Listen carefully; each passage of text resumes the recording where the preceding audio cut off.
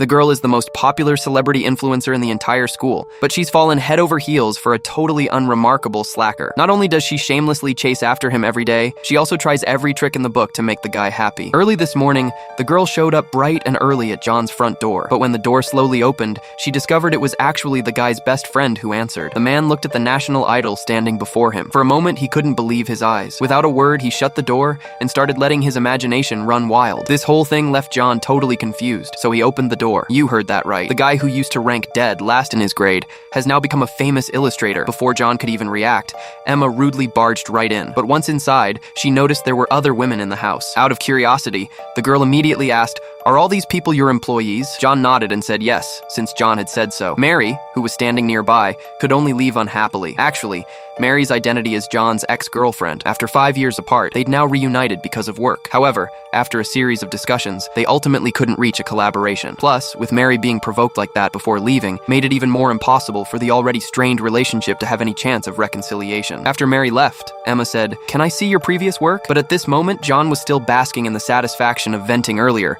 completely oblivious that someone behind him was calling. When John snapped out of it, he said, "Sure, look all you want." 1 second, he'd just come back from spacing out. The next second, he zoned out again. His best friend had to constantly remind John to stay focused. At this point, the girl proposed. She wanted John to create some paintings specifically for her, because after seeing all the various works on the wall, she was deeply captivated by every single piece. So she also wanted to own a painting about herself, one that was personally created by John. When John heard this, he wanted to think it over, but didn't expect. Seeing John's reluctant expression, Emma asked, "Is it because of the price? We can negotiate that." John was about to explain, but Emma had to leave first because of her schedule.